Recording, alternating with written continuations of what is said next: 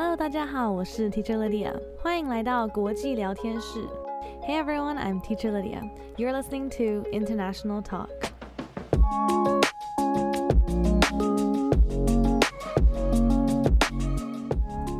今天的来宾是 Phila， 他小时候在美国德州长大，也是我们第二集 Cindy 从小的好朋友哦。他在美国和台湾都待过蛮长的一段时间，所以他今天要来跟我们分享美国的生活到底是什么样子，还有告诉我们美国和台湾的一些很大的文化差异。Today's guest is my beautiful friend Phila. Phila was born and raised in Texas in the US, but has also spent many years in Taiwan. In today's interview, she's going to share with us what life is like for her in the US and also some differences between the culture in the US and Taiwan. So let's get started. Welcome, Phila. Hi. Thank you so much for being here today. Thank you for having me. So I want to start with what most people say is a simple question, but not always for us. Where are you from? Right, so I'm from Texas. I was born in Texas, grew up in Texas. And then when I was in middle school, my parents decided to move back to Taiwan. So for middle school and high school, I spent those years in Taiwan. And then for college, I went back to the States. But I usually still say that I'm from Texas because that was where I lived for the longest period of time. So you identify more as being American? Yeah, I would say so. Interesting. And which countries have you lived in? So you mentioned US, Taiwan, US, anywhere else? No, that's it. Yeah. That's it, okay. And how many languages do you speak? 2, English and Chinese. Do you feel like you're more fluent in one? Yeah, definitely. I'm way more fluent in English than I am in Chinese. But your Chinese is good. It's good, but it's like if I'm trying to process out my thoughts or relay what I'm thinking, it's easier for me to use English than it is for Chinese. Mostly because my Chinese vocabulary isn't as extensive as my English vocabulary. But you did schooling in Chinese when you came back to Taiwan, right? Yeah, so when I came back, my parents were like, the quickest way for you to learn Chinese is to go to public school and like Taiwanese public school. And they were like, yeah, we're not taking an international school. And they just threw me into the public school system. Just threw you in the deep end. They're just like, you're on your own, kid. Figure this out. So even despite spending middle and high school, middle and high school in Taiwan, you still feel more fluent in English. Yeah. That's really interesting, actually. Really? Because I feel like, for me at least, I feel more fluent in English because my education was in English. So for me, that was a big factor in what I feel most comfortable speaking in. So it's interesting to know that if you spend all of your elementary school speaking one language, even if you change to middle school, you still are used to the elementary school language. I think, I never thought of it that way, but it is interesting because for my brother, for him, his Chinese is definitely a lot better than his English. Oh, really? He speaks more. When you talk to him, his first response is to use Chinese rather than English. Oh. Yeah, but he has been in Taiwan for a lot longer than I have. He was middle school, high school, most of college, most of elementary school. So He's younger than you, right? Yeah, younger than me. So when you came back to Taiwan, he was in elementary school or also middle school? I think he was in 3rd grade or 4th grade? 3rd or 4th grade. Oh, if I remember correctly. Yeah. So a few extra years in Taiwan. Yeah. Yeah, that's so interesting. See, the two of you basically almost have the same, environment growing up, but you're more fluent in English and he feels more comfortable in Chinese. Yeah, it's like at family dinners, like my dad will ask a question and then you get like Chinese from him and then English from me, and it's just like That's like the definition of a bilingual family. Exactly. Chinese, English. Yeah. But your parents are more comfortable in Chinese? Or? Oh, yeah. My parents are definitely more comfortable in Chinese. I remember when I was in the States, like even in the States, my parents were like, at home, we're going to use Chinese. They were like, it's because we're comfortable with it. And also because they didn't know we were going to move back. They're like, we want you to learn Chinese. And you'll learn English outside, so you might as well use the home space to learn Chinese. Which is a good way to learn. So cool. And what did you study at university? So I am an international relations major, focusing on US-China relations. Ooh, interesting. So what made you choose that major? So I've always wanted to see more of the world and then like understand like different cultures, different experiences, meet new people, and international relations, like in the name, it talks about like international relations. So that's why I chose it. Interesting. And what do you do now in Taiwan? So right now I work in a legal firm. So what my job is to do is to analyze cases that our firm gets, and then I analyze them, see if we can take them, the risks, warn clients or potential clients of like what, I guess, struggles or what they should be aware of when they apply with us, like what their case might look like, provide a rough outline, and then offer them like fees, talk to them, tell them about their risks and stuff like that. And since you took international relations, is that something you want to go back to in the future? Yeah, definitely. Yeah. All right, last question for this section. What do you do in your free time in Taiwan? Oh, this is a hard question because I don't have a lot of hobbies. I'm a very boring person, but you also don't have a lot of free time because you work a lot. Yes, what do? I work. No, I do like to work out, running, working out to the gym, reading a lot, listening to music, hanging out with friends, journaling. I've recently started a puzzle craze. I'm on a puzzle craze. Stuck on one puzzle, but it's been fun. Are you doing the flower? Yes, the flower puzzle? Yes, I hate that one. That one is so hard. It looked really hard. I am getting nowhere with it. Like if you look at the progress bar, I feel like I'm still stuck at like 5%. It's like not loading. It's taking me forever. But sorry, it takes time. Puzzling is a really good way to practice patience. I've noticed. Yeah. Yeah, it can be really, sometimes it's so frustrating. You just want to like throw all the pieces away and be like, I'm done. Going on a tangent, but for that piece, like I have so many things that look similar. I'm like, okay, it's going to fit here, but it's like not. It's like for this corner. And I'm like, what the heck? This makes no sense. And then you feel such a sense of like, it's every not this piece, one, not this one. You're like, I'm missing a piece. I got to call them. I'm missing a piece. Nothing fits. You can do it. I believe in you. I'll let you know when I finish it. Might throw a party when I do that. You should. Hang it on the wall. Be like, we're here to celebrate the completion of this puzzle. Help yourself to drinks. Hors d'oeuvres are over there. That sounds like a perfect party. I might do it. I'm so done with that one. And you also recently started yoga, right? Yeah, I did. I kind of stopped. Because I realized like I'm not the calm, patient person. So they're like, hold it. And I'm like, for how long? Like, am I done yet? And they're like, hold it. And I'm like, yes. Are we done? And what do you like to read? A lot of crime mystery novels. Psychological thrillers are also pretty fun to read. Something exciting. Yeah. Oh, what's your favorite? Oh, I don't have a favorite, but I just really like. I recently actually lent Aria a book. It's, Peter Swanson? I feel like I've heard of it. Or the author, right? Yeah. I've heard of the author. What is a book that he wrote? The Kind Worth Killing. The Girl with a Clockwork Heart, I think. I've definitely seen his books, but I don't think I've read them before. I have them. You can borrow them. Really? Okay. I really like them. He has really good twists. Ooh. It's like the kind where, because I've read so many thrillers now, sometimes you can kind of predict the ending. Yeah, you're like, I see where this is going, or you pick up on the clues they leave. Mm-hmm. But with his, I'm always like, whoa, I did not expect that. Okay. So I like his. Yeah. Okay. 首先我问 Phila 他是哪里人，他在德州长大和出生，所以他认为自己是德州人。虽然他国高中有回来台湾读书，但是他大学又回美国读大学，所以他觉得他自己比较像美国人，而比较不像台湾人。他会讲中文也会讲英文，但他觉得他的英文比他的中文好很多。他说当他需要想事情或是处理他的一些想法的时候，他还是得用英文处理，他才有办法，用中文对他来说太难。但是很有趣的是，他的弟弟反而却中文比英文好。他弟弟是在国小3年级的时候搬回台湾，所以他比较多时间是在台湾读书，所以他反而中文比英文好。那相反的 Phila 就是英文比中文好，所以我就说这是一件很有趣的事情，就是你花几年在某一个国家可以影响你的母语今天是哪一个。他们家真的是标准的双语的家庭。但他说，当他爸爸问一个问题的时候，他就会用英文回，然后他弟弟用中文回。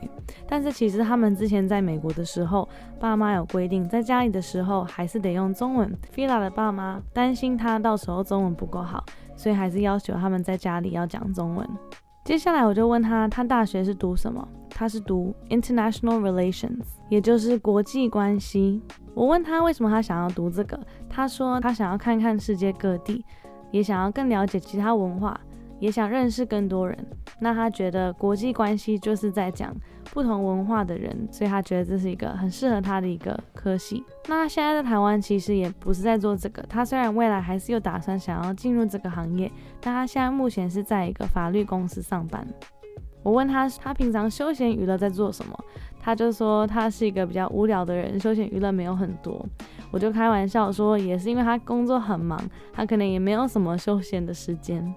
但他就说他其实有在运动、跑步，也喜欢听音乐、看书，最近还有在 journaling， 也就是写日记的意思。然后最近也开始在玩拼图。他说他最近玩了一个拼图，有点卡住，我就跟他说，拼图是一个很好训练耐心的一个方法。他还开玩笑说，等他拼完这个拼图，他要开一个派对，庆祝他终于完成这个拼图。我说我觉得这个 idea 很棒。最后我问他说，他喜欢看什么类型的书？他说他喜欢悬疑或是惊悚类型的故事。我推荐他一位作者叫 Peter Swanson， 我说他的书真的很好看。因为像我也很喜欢看悬疑书，那其实看久有时候很容易猜到结局，但是他的书永远都猜不到结局，永远都有一些让我觉得很惊讶的一些地方，所以我就很推荐他的书。他写过的2本书叫做 The Kind Worth Killing， 还有一个叫 The Girl with the Clockwork Heart。 有兴趣的听众们也可以去查查看他的书。接下来就让我们来更了解 Phila 的一些故事，而且我觉得更有趣的是可以听听他觉得台湾跟美国的一些文化差异。毕竟我们常在电视上看到美国的一些状况，但是实际住在那边的感觉还是不太一样。所以今天就来听听 Phila 跟我们分享一些美国生活的一些故事。So one more question that I really want to ask Phila is about your name. Where did it come from? So my English name, right? Yes. Okay. So my English name, it's probably really familiar. It's like the Greek root word for love, like philosophy or anything like, say if you love books, you're called a bibliophile, right? Mm-hmm. Something you love, at the end you put a file, and that's what my name kind of came from. I got this name because my mom was pregnant with me. She was reading Greek mythology, and she read the one story about, I think, Cupid or that one specific story about like how the word Phil became love. I really don't know the story. My Greek mythology is not great. I did not take Greek mythology classes in high school here. But she read that story and she was so like overwhelmed. She was hormonal. She was pregnant and she was like, oh my God, this is a beautiful story. Like PHIL means love. Like I want my kid to be loved. Yeah, in Greek, they have, like, different kinds of love, right? Like, eros is, like, the erotic love, and then there's, like, philia, which is, like, the platonic love, I guess, or the brotherly love. I'm not 100% sure. And then there's, like, different kinds of love. And she was like, yeah, this is, like, the kind of love that I want my daughter to be like. I want my kid to be loved. I want her to know how to love people. I want her to express love. I want her to be a loving and loved person. And then so on the spot, she came up with the name. She was like, Phila, that's it. I'm naming my kid Phila. And then this is my name now. That's so cool. I remember I asked you before about your name because I'd never heard that name before. Yeah, oh man, when I was a kid, I hated this name. I was like, because like everyone had those like name bracelets like you find at like like gas stations at HEB. It was like the most, or like gift shops. It'd be like the most like generic name, like I don't know, Ashley's. No offense to anyone out there, but like Ashley's, Hannah's, like the very like common names. And my friends would be like, oh my God, my mom got me a bracelet with my name on it. And I'd be like, Mom, why don't you get me a bracelet with my name on it? And she's like, because you don't have a name on it. And I'd be like, I hated my name. Also, I couldn't fit in. I didn't have any names, like any customized jewelry with my name on it. And it took me a really long time to like be able to come to terms that, okay, I am probably the only person called Phila so far. But that also makes you super unique, right? I didn't start liking that name until high school. Well, my classmates would just call me Phila. They'd be like, Phila, 过来, or Phila, someone, and I'd just be like, oh wow, this is your name. This is what I'm known for. All right. That's true. You'll never get mixed up. It's not like, you know, when someone calls like, I don't know, Tom, and then like 3 people are like, yeah? And you're like, oh, which Tom? Hey, Tom, you can find your name in a gift shop. That is a blessing in its own. Then again, nowadays, we have so much like personalized stuff. You can probably make one now. Oh, yeah. I'm past that. I'm past the age.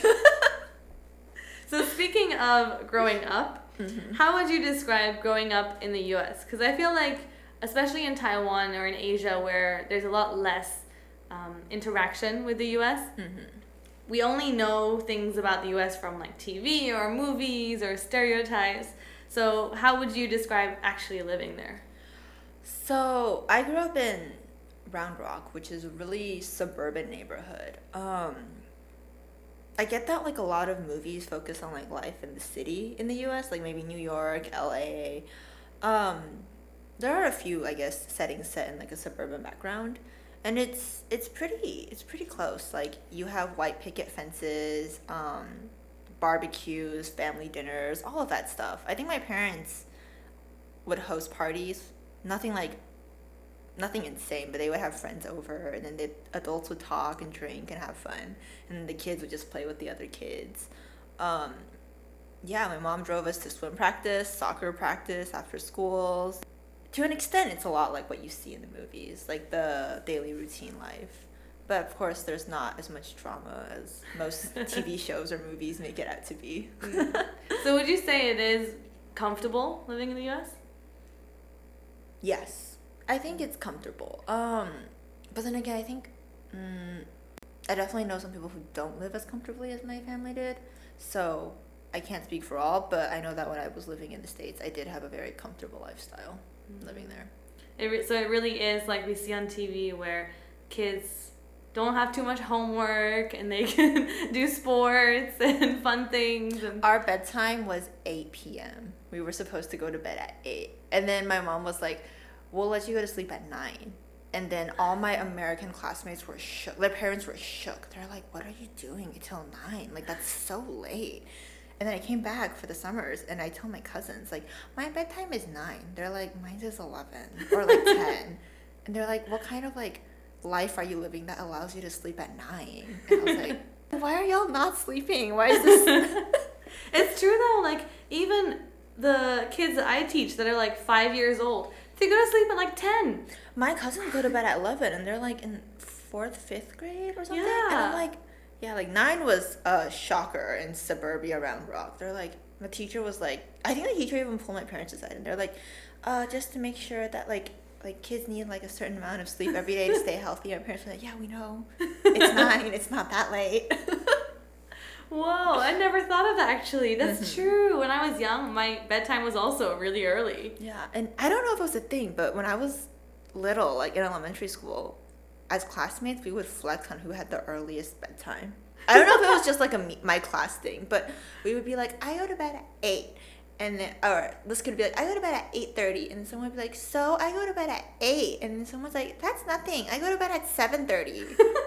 And I was just like, 7:30. I mean, like, now that we're older, like, at one age, you're like, my curfew's later, that's great. But when you were little, it was like, my bedtime was 7:30. And I was like... Like, here, there's probably haven't even eaten dinner yet. You probably just left school or something like that. Wow, that's so crazy. So one thing that we see on TV that I think is maybe a bit scarier is you guys have, like, lockdown practices, right? Or... Oh, yeah. That's real? So for lockdown practices, I don't remember because it's been a while, but they were very common. Kind of like the equivalent of Taiwan's earthquake practices or Taiwan's earthquake rundowns. Yeah, you just kind of realize it's like a fire hazard thing, like fire drills, lockdown drills. For the people who maybe don't know, why do you have lockdown drills? So, America has... It's okay in the States to buy guns, and then oftentimes this leads to a lot of shootings in the schools, or school shootings. not saying that all shootings happen in school, but oftentimes, as like you see in the news a lot of the times, someone will take a gun or an automatic rifle and they just bring it to school. And when that happens, teachers need to know how to protect the students and make sure that there is as little harm as possible in those situations. So what do they teach you during those lockdown drills? So they teach the teachers to lock the doors and then turn off the lights, and then they tell the students to stay out of the view of the window.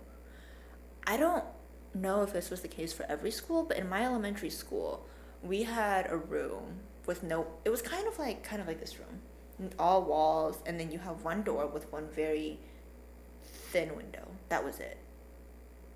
Yeah. And then I didn't realize that, but now that I think about it, it might have been shooting precautions. I don't know.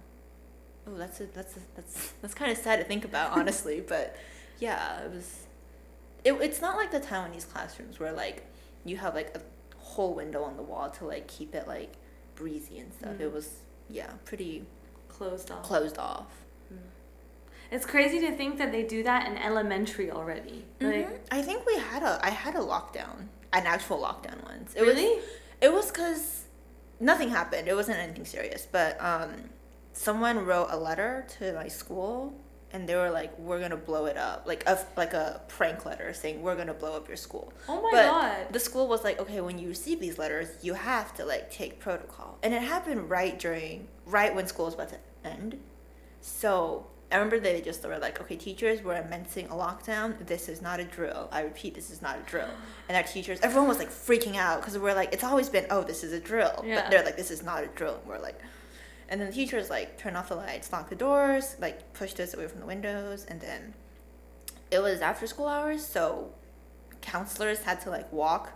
Parents would be like, "Oh, this is my kid," and then counselors would walk or get the kid and then walk the kid to the front door to meet their parents. Thankfully, nothing happened. No one was injured. It was just a really bad prank, but yeah. That must have been so scary, though. I think. As a kid, I don't think I grasped how serious that was an issue. I was just like, oh, it's not a drill. Something abnormal is happening today. But looking back, it's definitely not. That was not okay.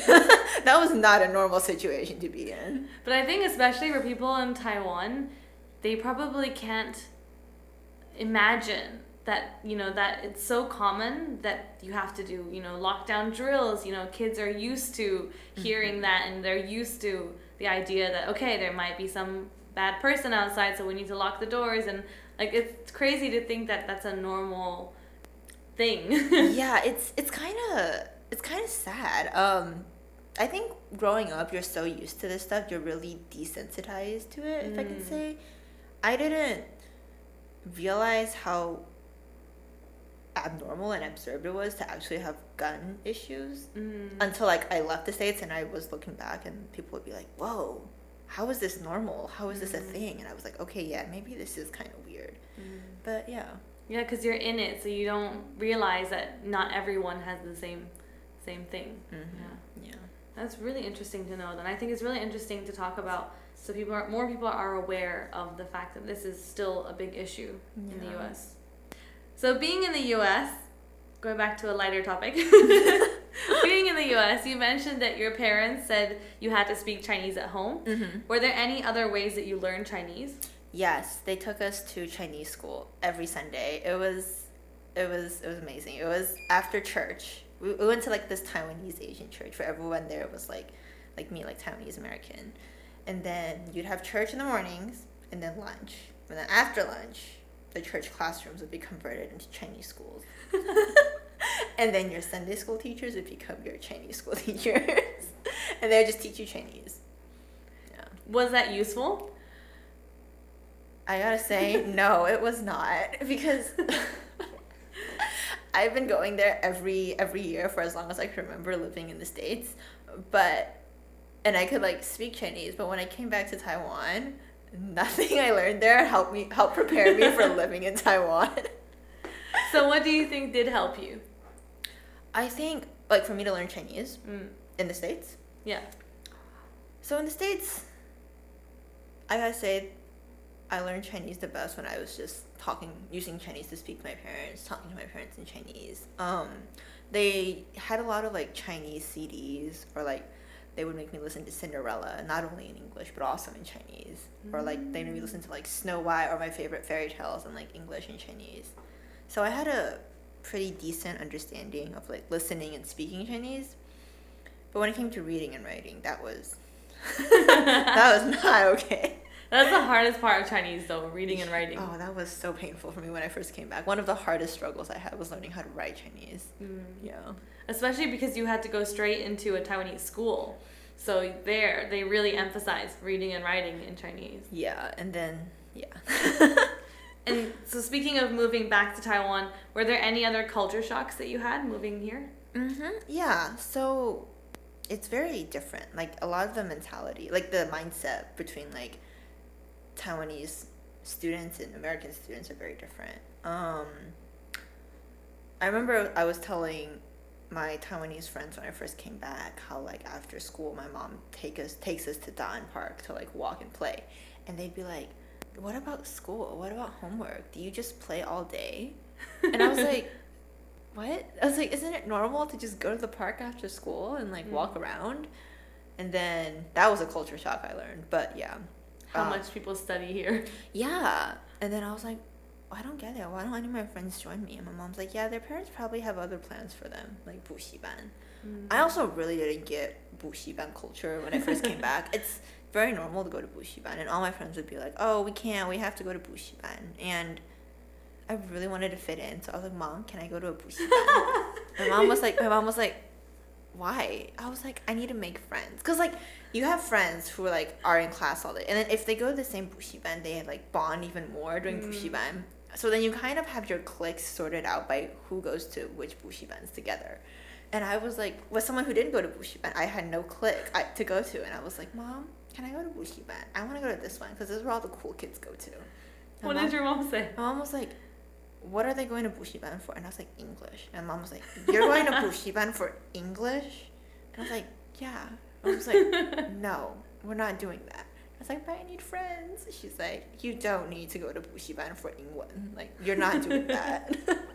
It's so funny how most people hate going to 补习班. You're like, please send me. I was like, yeah, send me. I want to go make friends. But yeah, my mom was always like, you don't need 补习班. She was always very anti 补习班. If anything, I was the one that was very pro 补习班in my house. It's actually pretty impressive that your mom didn't send you, because I think a lot of Taiwanese parents, even after they've moved abroad, they still really emphasize learning and, like, you have to go to more classes, learn more. So it's really impressive that she didn't send you in the first place. My parents were always very, like, when it comes to grades, they're always very, as long as you know what direction you want to go in life and you're getting there or trying to get there, it's good. Like, you don't have to be top % of the class. You don't have to be whatever. Just, you know your path.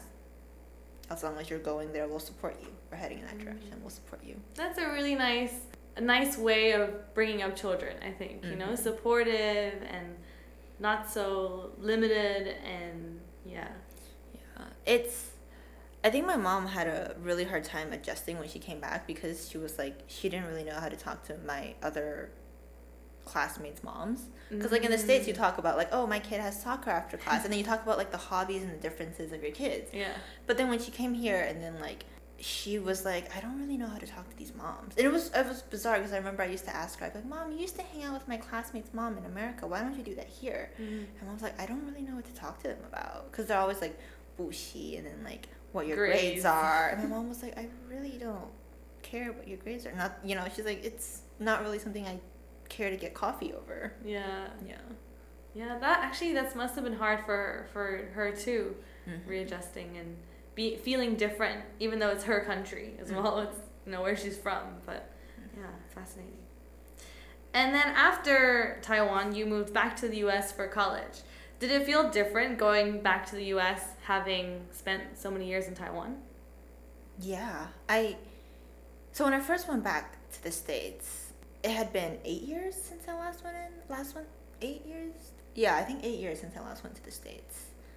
And it was kind of jarring because it's like everything is still there, but it's also very different. Like times have changed, you know. And my friends would be like, yeah, you don't act like an American kid. And I was like, I guess not. Like, I've been in Taiwan for 8 years or so. But it was also ironic because when I was in Taiwan, my friends were like, yeah, you're going to thrive in America because you're so American. They're like, you're so American. You're going to be fine. But when I went back, they're all like, yeah, you don't act... They're like, you act like an international student, kind of. And I was like, oh, okay. But I guess, like, it took some time to adjust. But once I adjusted back in the States, they're like, yeah, you're back to, like, the American way. I was like, what is that? They're like, I was like, what does that mean? They're like, I don't know, just, yeah. A feeling. Mm-hmm. That's really strange. It's something that Natasha and I talked about, too, was that you are from 2 places, and so, but in both places, you don't fit in either one. So it's like you're 2 American in Taiwan, and you're 2 Taiwanese in America. It's it's a really weird thing that I think is really hard to explain to people who don't have that experience. Mm-hmm. Yeah. And in college, so another thing that I think, especially Taiwanese or Asian people, when they watch American movies, is college life in the U.S. What is it really like? Even living in Europe, I think we had also stereotypes about like college in the U.S. and like... You mean like Greek life? Yeah, for example, sororities and fraternities. Those were like the... kind of like the 社团 of like college life. It was a way to like bond and make friends. I can't speak too much for that because I personally never joined, but from what I gathered from a few friends who did try the sorority Greek life or the fraternity Greek life, you have this process where you try to prove your worth to join in one of those groups. Initiation? Kind of like a hazing process. I think it's called hazing, but you have to do all these things to like prove that you're a fit for them. And then once you're selected, there's an initiation process. Kind of like Monsters, Inc. Kind of like that. But yeah, I was not that social in college, so I didn't join a frat or probably for the best. Everything I see about them is so scary. I definitely do think the media does show a more extreme end of it. I mean, I have been to a few parties that were hosted by like frats and like sororities can't host parties, but by frats. Sororities can't host parties? That's an actual thing. That's an actual law in the U.S. What? Sororities cannot host parties. Why? I don't know. But fraternities can? Yes. It's What? You know that movie that came out? It's like Bad Neighbors or something? Yeah, like it was like Zac Efron, and then the 3rd installment had Chloe Grace Moretz. Yeah. Then they're like sororities cannot throw parties. It's a thing. I didn't know, but what? Yeah, I have been to a few parties that were thrown by frats, and it's never really like, hey, I got drugs. Do you want to try some in the corner? It's always like super watered down punch, super watered down Jello shots, and then you have to get drunk beforehand at your own apartment, like pre-game there, but it's never really as extreme as the movies seem. Okay, it's not really that wild and crazy. Yeah, it's never really that, or maybe they are. I've just never been to one. The ones I go to are a bit more mild. So the last thing I wanted to talk about, because food is always very important, at least in my life, at least food is very important. What do you think are the main differences between food in Taiwan and food in the U.S.? Oh, okay. I have to say, moving back to Taiwan, my dietary habits were something that I had to learn to adjust to the most after moving back to Taiwan and then moving back to the States. In what way? In actually so many ways. Like, it's kind of, because like when you move to Taiwan, you think, great, I'm gonna have all these like Taiwanese food, and we love Taiwanese food, you know, like street food, Asian food, and it's cheap, like it's great. But every once in a while, you will have a craving for something very American, like pancakes or like a really American burger or like avocados. But then you have or like pasta, like 美式料理, and you will have restaurants that sell these things. But when you go to these restaurants, they never actually taste like it does at home. You know what I mean? I remember one of my most prominent examples was I came back and I've been drinking so much boba. One day I really wanted a cup of Coke. And it's not hard to get Coke here, you know, 7-Eleven, they all have it. And I went to 7-Eleven and I just bought a bottle of Coke and I started drinking it. But it doesn't hit the spot. It wasn't the same as, it didn't hit the spot. I drank it and I was just like so dissatisfied. I was like, it's Coke.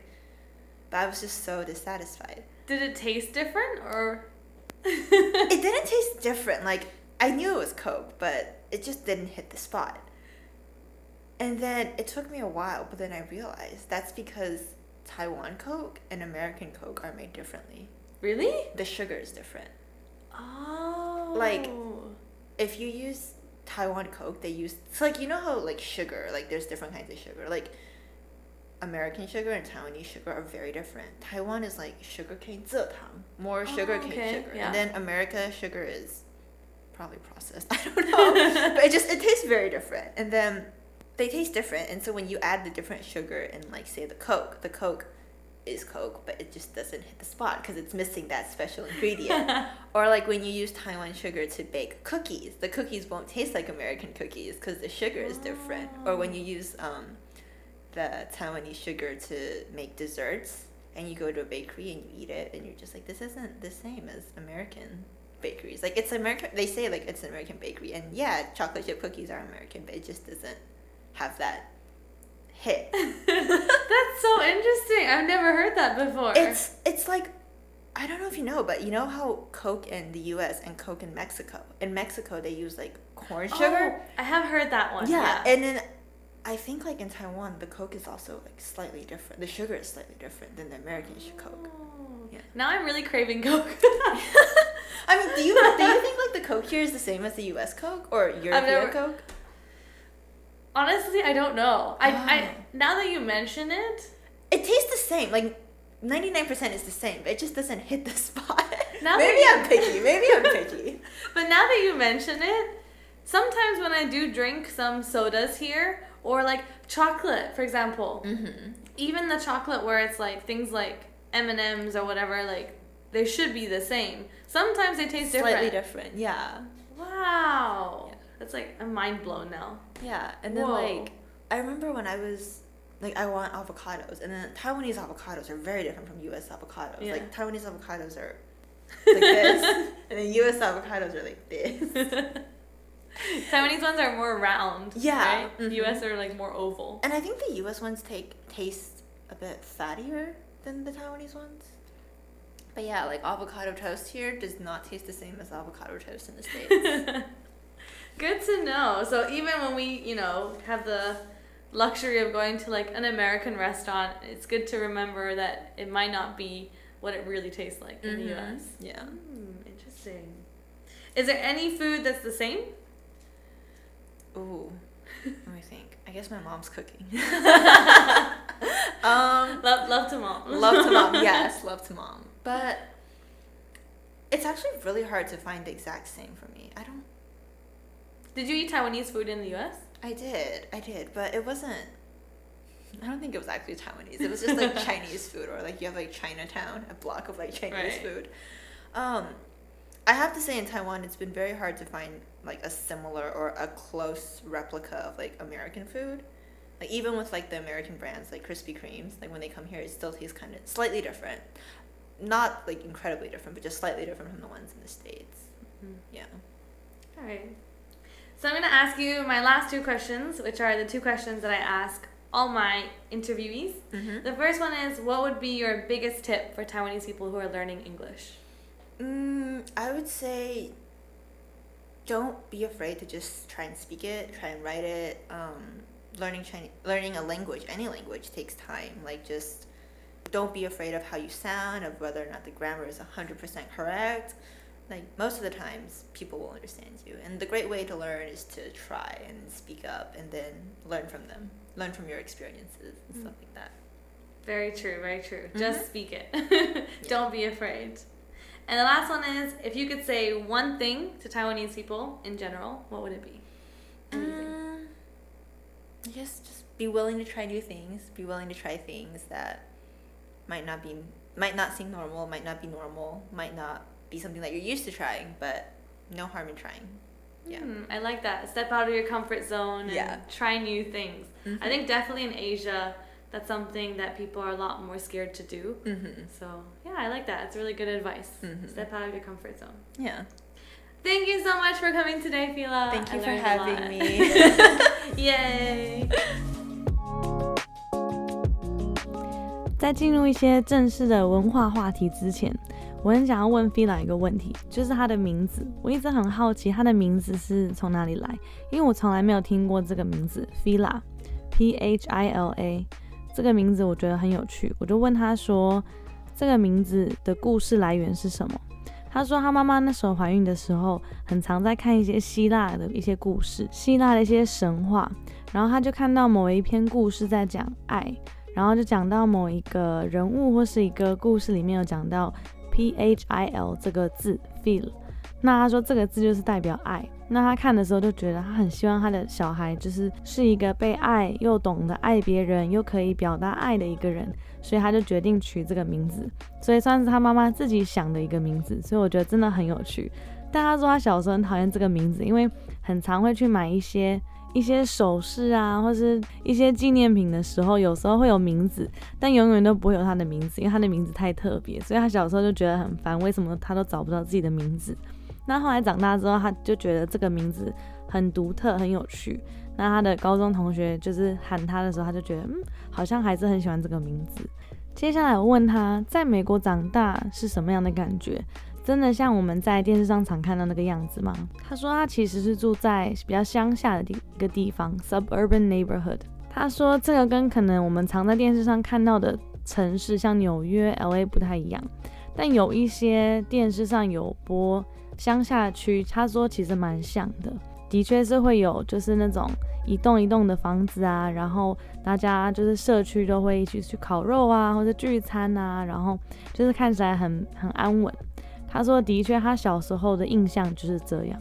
他说他觉得以小朋友来讲，然后再加上可能他们家那时候也过得还不错，他说他觉得那里算是很安稳很舒服的一个生活。他说跟台湾比起来，小孩可以过得很快乐，因为不用那么常上课跟读书。他说那边的小孩都很早就睡，他那时候大概8点就要睡觉。那他可能他的家因为可能觉得8点还蛮早，所以可能就9点才让他睡。结果他的老师还去联络他爸妈说，就是提醒他说小孩是需要多睡觉的哦，可能9点有点晚。那他爸妈就觉得有点夸张，毕竟台湾的小孩可能都10点11点才睡，所以他们就觉得很好笑。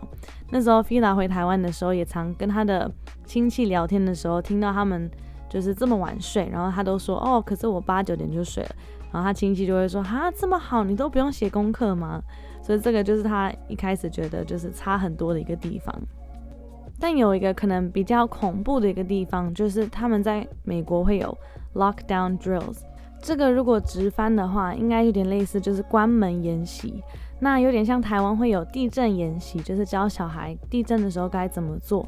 那在美国他们的这个关门研习，其实在保护学生跟老师，当如果遇到枪击的时候，那 Phila 就有解释说，因为现在在美国某一些地方买枪是合法的，可能大家有在新闻上看过。那因为这件事情，所以有时候会有学校会有一些枪击的事件，就是会有人带枪去学校。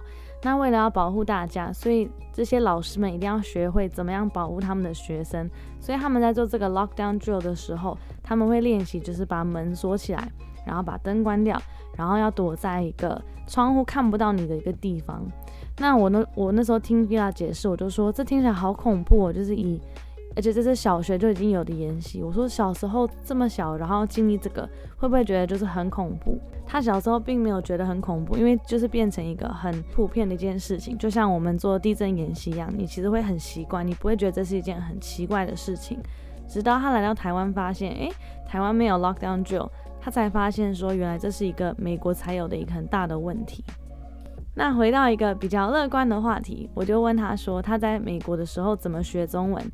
他说他那时候有每个礼拜上1堂课，但是他说那堂课其实没有很有效。